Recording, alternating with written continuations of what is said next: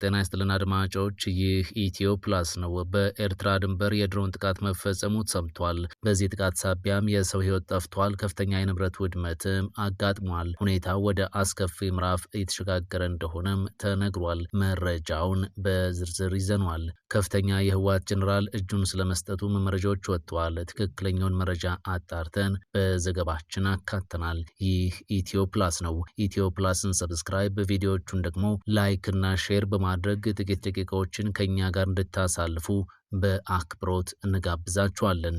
ጠቅላይ ሚኒስትር አብይ አህመድ የጅቡቲና የሶማሊያ ፕሬዝዳንቶችን ከተለመደው አኳኋን ውጪ በጅግጅጋ አቀባበል አድርገውላቸዋል። ጠቅላይ ሚኒስትር አብይ አህመድ የጅቡቲ ፕሬዝዳንት እስማኤል ኦማር ጌሌህንና የሶማሊያው ፕሬዝዳንት ሐሰን ሼክ ማህሙድን ዛሬ ጠዋት በጅግጅጋ ገራድ ዊልዋል አየር ማረፊያ በመገኘት ደማቅ አቀባበል እንዳደረጉላቸው የሀገር ውስጥ መገናኛ ብዙሃን ዘግበዋል። መሪዎቹ በጅግጅጋ የተገናኙት በቀጠናዊ ጉዳዮችና በሁለትዮሽ ግንኙነቶች ዙሪያ ለመምከር እንደሆነ የተነገረ ሲሆን አቀባበሉም የጎረቤት ሀገራትን ትብብርና ወንድማማችነት የሚያጠናክር መሆኑም ተነግሯል። በጅግጅጋ አየር ማረፊያ በተከናወነው የክብር አቀባበል ስነስርዓት ላይ የክልል ከፍተኛ የስራ ኃላፊዎችና የሀገር ሽማግሌዎችም መገኘታቸው ታውቋል። የመሪዎቹ ጉብኝት በአፍሪካ ቀንድ ሰላምና ልማት ላይ ያለውን ፋይዳ በተመለከተ የጠቅላይ ሚኒስትር ጽህፈት ቤት መረጃዎችን በይፋ የማህበራዊ ትስስር ገጾቹ አጋርቷል። በኤርትራ ድንበር የድሮን ጥቃት መፈጸሙ ተሰማ።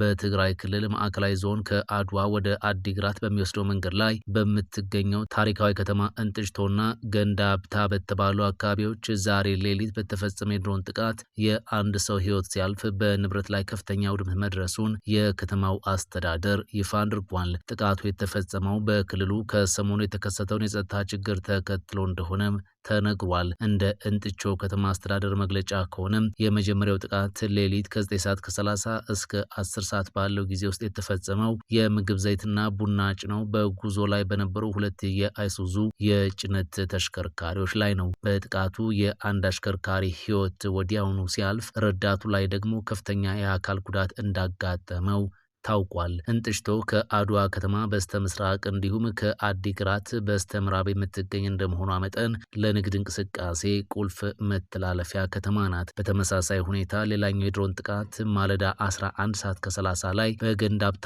እንደ ማርያም ሸዊቶ በተባለ ስፍራ በበርበሬና የተለያዩ የንግድ ሸቀጦችን ጭነው ይጓዙ በነበሩ መኪናዎች ላይ ተፈጽሟል ነው የተባለው። በአካባቢው የሚገኙ ነዋሪዎችና የዓይን እማኞች እንደሚገልጹት ሰሞኑ ያለውን ግጭት ተከትሎ የሚንቀሳቀሱ የመንግስት ቡድኖች የተሳሳተ ኢላማ ላይ እያረፉ መሆኑ ለሰላማዊ ሰዎች ሕይወት ማለፍና ለንብረት ውድመት ምክንያት እየሆነ ይገኛልም ብለዋል። የከተማው አስተዳደር በደረሰው አደጋ የተሰማውን ጥልቅ ሐዘን ገልጾ አካባቢው ካለው ስልታዊ ጠቀሜታ አንጻር ተመሳሳይ ጥቃቶች ዳግም ሊከሰቱ ስለሚችሉ ሕዝቡ በማንኛውም እንቅስቃሴ ወቅት ከፍተኛ ጥንቃቄ እንዲያደርግም አሳስቧል። በጠለምት ግንባር የአርሚ 11 አዛዥ የሆኑት ሌተናል ጀነራል ፍስሐ በየነ በሰላም እጅ ለመስጠት ከሀገር መከላከያ ጋር እየተነጋገሩ መሆኑ ተሰማ። ከተለያዩ አርሚዎች የሚከዱ ታጣቂዎች ቁጥር ከፍተኛ መሆኑ ተጠቅሶ ያለማቋረጥ ሪፖርት እየቀረበ ነው ተብሏል። በቀደመው አደረጃጀት እስከ 40 ሺህ በአሁኑ ደግሞ እስከ 15 ሺህ ያህል ኃይል የሚያካትተውን አርሚ የሚመሩት ሌተናል ጀነራል ፍስሐ በየነም እጅ ለመስጠት ንግግር መጀመራቸውን ያስታወቁት ለመኮንኑ ቅርብ የሆኑ አብሯቸው ያሉ የመካከለኛ አመራሮች ናቸው። በምዕራብ ጠለምት ግንባር ጥቃት ከሰነዘሩት የአርሚ 11 ኮሮች መካከል ሁለቱ ኮሮች ሙሉ በሙሉ በሚባል ደረጃ በመበተናቸው ሌተናል ጀነራል ፍስሐ በየነ ወደ ሰላማዊ መንገድ እንዲመጡ ምክንያት እንደሆናቸው መረጃውን ካካፈሉን ወገኖች ለመረዳትም ተችሏል። መኮንኑ ወደ ሰላማዊ መንገድ ሲመጡ ከትግራይ ሰላም ኃይሎች ጋር ስለመቀላቀላቸው ጊዜው የተባለ ነገር የለም። የአገር መከላከያም በጉዳዩ ዙሪያ ያለው ነገር የለም። መከላከያ በተደጋጋሚ የሰላም መንገድ ለሚመርጡ አቀባበል እንደሚያደርግ ኃላፊዎቹ በተደጋጋሚ ሲናገሩ መስማት የተለመደ ነው። በሌላ ዜና ከአርሚ 35 እየከዱ ያሉ ታጣቂዎች ቁጥራቸው መጨመሩ ሰምቷል። የሚክዱ ታጣቂዎች መበራከት ያሳሰባቸው የአርሚው አመራሮች የታጣቂዎቹን የመኖሪያ መታወቂያ ካርድ በመንጠቅ እንቅስቃሴያቸውን ማገድ ጀምሯል። መታወቂያ የተነጠቁት በግዳጅ ካምፕ እንዲቀመጡ ለማድረግ እንደሆነም ተነግሯል። ጸለምት ወረዳ ከሚንቀሳቀሱት የትነግ ታጣቂ ኃይሎች መካከል አርሚ 11 እና 13 እየፈረሰ መሆኑን በስፍራ የሚገኙ የሰላም ኃይሎች በትላንትናው ዕለት መናገራቸው አይዘነጋም። የትግራይ ተቋሚ ድርጅቶች ህዝብ በተለይም ወጣቶች ጦርነት በትግራይ ምድር እንዳይደገም በከፍተኛ ሁኔታ ጥሪ ሲያስተላልፉ በመቆየታቸው ያለፈው ጦርነት ጠባሳ የከፋ መሆኑና በቀላሉ ሊረሳ ስለማይችል በተለይም የትግራይን ህዝብ ለማጥፋት ባለ በሌለ ኃይሉ ሲንቀሳቀስ ከነበረው የሻዕቢያ ኃይል ጋር በመሆን ትግራይን የጦርነት አውድማ ለማድረግ የተያዘው እቅድ በትግራይ ባስነሳው ተቃውሞ ሳቢያ ትነግ ድጋፍ እንዳጣ በስፋት እየተነገረ ነው። ይህንን ተከትሎም ሻዕቢያና ግብጽ ጋር የገጠሙት ትነግ ባደራጀው ሰራዊት እምነት በማጣቱ ሳቢያ የገነባው ተዋጊ እየከዳው እንደሆነም ተከታታይ መረጃዎች ከስፍራው እየወጡ ናቸው።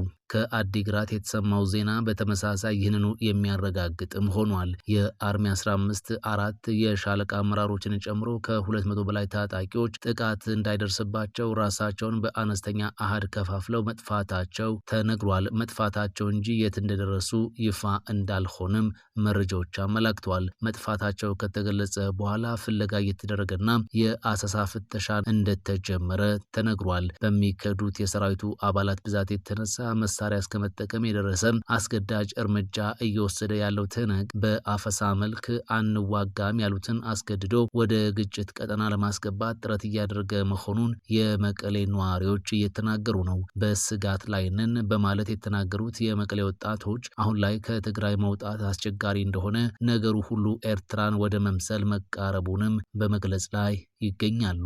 በተመሳሳይ ዜና በትግራይ የግዳጅ ወታደራዊ አፈሳ መጀመሩ ታውቋል። የህወሓት ታጣቂ ቡድን በትግራይ የተለያዩ ከተሞች የሚገኙ ወጣቶችን በኃይል እያፈሰ ወደ ግንባር እየወሰደ እንደሚገኝ የተለያዩ የሀገር ውስጥ መገናኛ ብዙሃን ዘግበዋል። በአዲግራት በአድዋና በሌሎችም የክልሉ ከተሞች የተጀመረው ይህ የወጣቶች አፈሳም በዋናነት በትጥቅ ትግል ስም ወጣቱን ወደ ወልቃይት አቅጣጫ ለመውሰድ የታለመ መሆኑ በዘገባው ተመላክቷል። ቡድኑ በጠለምት በኩል በከፈተው ጦርነት ከፍተኛ የሰው ኃይልና የቁሳቁስ ኪሳራ እንደደረሰበት መረጃዎች አመላክተዋል። በአካባቢው ከሚገኙ የሚሊሻ ኃይሎች ጋር በነበረው ፍልሚያ በርካታ ታጣቂዎቹ ሞትና ቁስለኛ ከመሆናቸውም በላይ ወሳኝ የተባሉ የጦር መሳሪያዎቹ መማረካቸውም ታውቋል። ይህንን የተመናመነ የሰው ኃይል ለማካካስም ነው በዚህ ሰዓት በከተሞች የሚገኙ ወጣቶችን የማፈስ ስራ ላይ የተሰማራውም ተብሏል። መረጃዎች እንዳመላከቱት የታፈሱ ወጣቶች በመኪና ተጭነው ወደ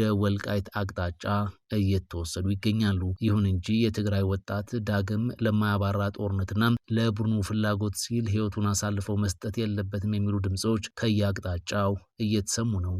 በሰሜን ኢትዮጵያ አዋሳኝ አካባቢዎች የተቀሰቀሰው ግጭት በሰብአዊ መብቶች ላይ ከፍተኛ ስጋት ደቅኖ አልተባለም። የኢትዮጵያ ሰብአዊ መብቶች ኮሚሽን ኢሰማኮ በትግራይ በአማራና በአፋር ክልሎች አዋሳኝ አካባቢዎች እያገረሸ ባለው ግጭት ዙሪያም ያለውን ከፍተኛ ስጋት ገልጿል። ኮሚሽኑ ጥር 22 2018 ዓ.ም ባወጣው መግለጫ ግጭቱ የፕሪቶሪያውን የሰላም ስምምነት አደጋ ላይ የሚጥል መሆኑን አስታውቋል። ከጥር 17 2018 ጀምሮ በተለይም በጠለምት በመጋሌና በአባዓላ አካባቢዎች ግጭቶች መቀስቀሳቸው ተረጋግጧል። በወታደራዊ እንቅስቃሴው ምክንያት ነዋሪዎች ቀድሞም በኮማንድ ፖስት ይተዳደሩ ከነበረው ከአላማጣ ከተማና ከአካባቢው እንዲፈናቀሉም ምክንያት ሆኗል። ግጭቱ የሰዎችን ሕይወት፣ የአካል ደህንነትና የንብረት መብቶች ስጋት ላይ ከመጣሉም በላይ በሰዎች እንቅስቃሴ ላይ ገደቦችን እንዲጣሉ ምክንያት እንደሆነም ኮሚሽኑ ገልጿል።